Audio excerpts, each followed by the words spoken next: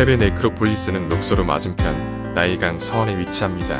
왕가의 계곡과 왕비의 계곡에 위치한 더 유명한 왕릉뿐만 아니라 더 일반적으로 귀족의 무덤이라고 불리는 수많은 다른 무덤이 있으며 일부 강력한 왕족의 매장지입니다. 이곳엔 TT로 지정된 최소 415개의 분류된 무덤이 있습니다. 위치를 잃거나 다른 이유로 이 분류에 맞지 않는 다른 무덤도 있습니다.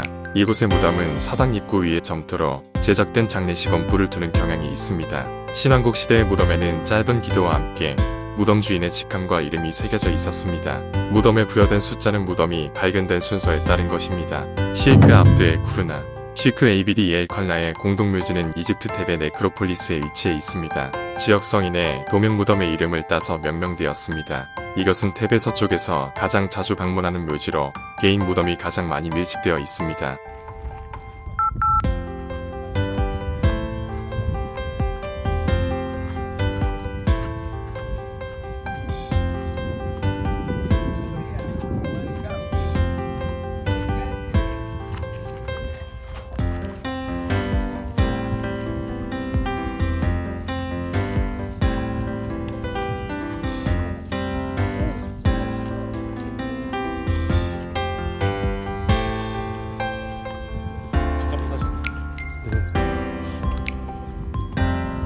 이거 모자보다 좋은데? 햇볕을 다 가려주니까. 네.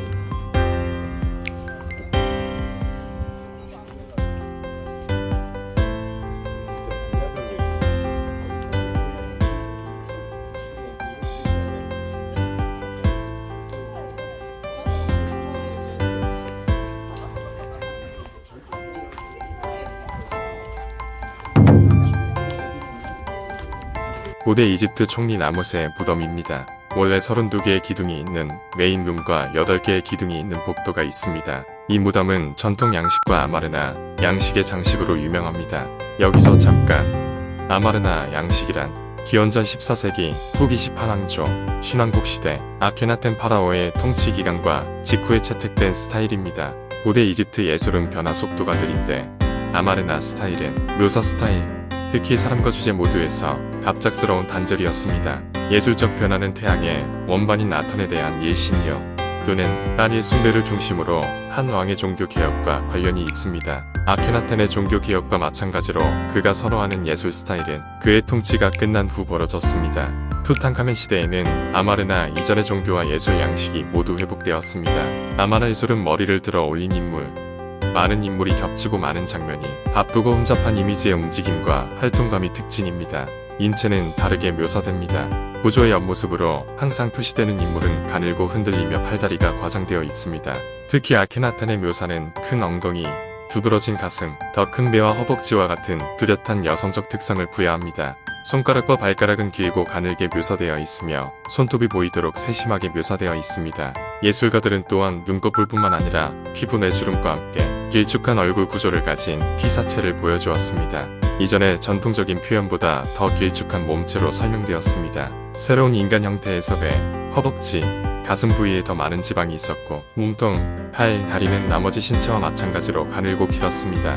남녀 모두의 피부색은 일반적으로 암갈색입니다. 남자의 경우 일반적인 암갈색 또는 빨간색, 여성의 경우 밝은 갈색 또는 흰색입니다. 이 스타일의 그림은 왼발과 오른발이 모두 표시되며 이는 왼발 2개 또는 오른발 2개로 표시되는 전통적인 스타일과 대조됩니다. 다시 TT55 무덤에 대한 설명을 이어가겠습니다. 여기는 라모세라는 사람의 무덤입니다. 아멘호테프 3세에서 4세로 넘어가는 시기의 무덤입니다. 라모세는 총리를 역임했던 인물입니다. 파라오를 제외한 최고의 지위까지 올라갔었던 인물입니다. 개인의 무덤치고는 대규모의 공간입니다. 이집트의 무덤은 두 종류의 공간으로 구분됩니다. 시신을 매장하는 공간과 제사를 지내고 의례를 드릴 수 있는 공간으로 구분됩니다. 우리가 입장한 이 공간은 묘례 공간입니다. 이 공간은 앞에 보이던 돌산을 깎아서 만든 공간입니다. 이 공간은 망자가 죽은 이후에도 사람들이 방문해서 제사를 지내면서 망자와 교감하는 그런 공간입니다. 실제로 이 공간의 지하에 따로 방을 만들어서 망자의 시신을 매장을 했습니다. 이런 무덤의 형태를 암불묘라고 하는데 암구령 서당이라고도 볼 수 있습니다. 망자인 라모세는 아무래도 높은 신분의 총리였기 때문에 무덤 자체도 굉장히 화려하게 장식이 되어 있는데 사실 이 무덤은 미완성인 상태입니다. 라모세가 총리직에 있었던 시기가 아멘호테프 3세에서 4세인 아케나텐으로 왕위가 넘어가는 과도기였고 개혁군주였던 아케나텐은 나중에 수도를 아케타텐으로 옮기거든요. 그러면서 나모세도 이 무덤을 결국 사용하지 않고 그냥 완성하지 않은 상태로 남겨놓고 파라오를 따라서 아케타텐 쪽으로 이동했었던 것으로 여겨집니다.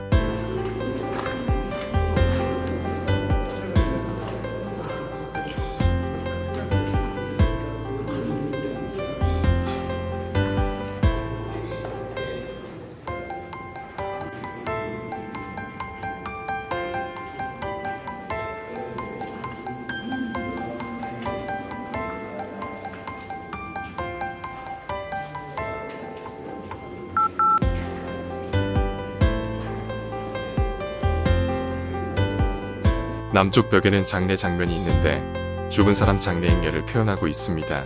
왼쪽에서 오른쪽으로 사람들이 이동하고 있는데 이집트의 무덤들은 정확하게 방위를 지켜서 만들어지지는 않습니다. 그런데 무덤 내부에 들어오면 내부의 공간적인 맥락에서 저 행렬이 가고 있는 방향은 서쪽의 무덤입니다. 이집트 사람들은 서쪽을 죽음과 연결해서 생각하기 때문입니다. 남자의 시신과 함께 매장되는 관과 부장품들을 가지고 무덤으로 이동을 하고 있는 그림입니다. 흥미로운 부분은 여기 보시면 어려 여성들이 곡을 하고 있습니다. 다양한 여성들이 망자를 위해 곡을 하는 장면입니다. 이쪽도 여성들이 쭈그려 앉아서 뭘 하고 있는 장면이 그려져 있는데 땅에 앉아서 흙을 머리에 뿌리고 있는 장면입니다. 이 동네에서는 절의 슬픔을 표현하는 모습이었을 것입니다. 이렇게 행렬이 서쪽으로 쭉 이동해서 이쪽에 서 있는 여신은 서방의 여신인데 망자의 세계를 관장하는 여신입니다. 지금 이 공간은 의례 공간입니다.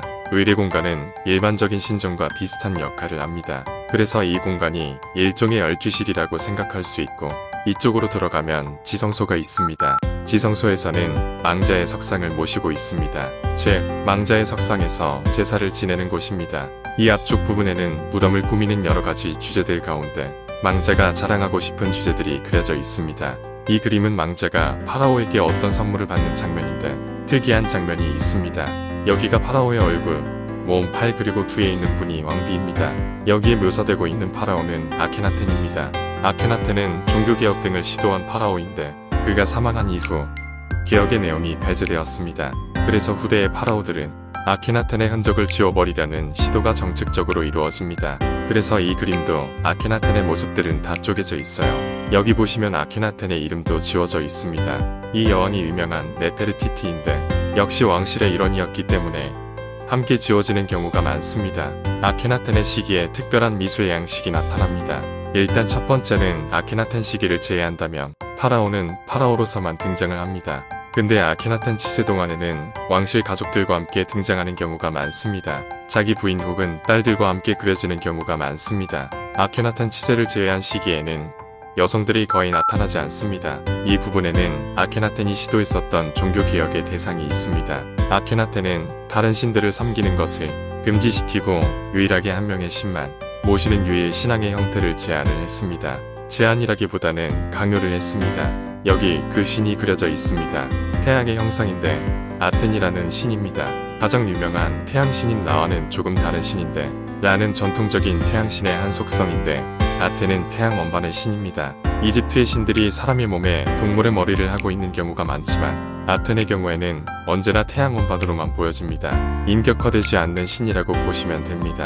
그래서 유일신적인 특성도 있고 또 이렇게 모습을 드러내지 않는 신이다 보니까 유대교에 영향을 줬을 것이라는 설도 있습니다. 여기 태양관이 있고 태양 원반에서 뻗어나오는 광선이 방사선 형태로 그려집니다. 광선의 끝에는 손이 그려집니다.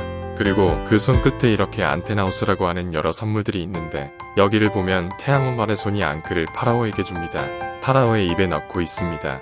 룩소르 박물관에 가면 악어 모양의 신이 파라오에게 앙크를 주는 장면을 볼 수 있습니다. 이집트의 미술 속에서 굉장히 자주 등장하는 모티브입니다. 신이 파라오의 생명을 보장해주는 그림입니다.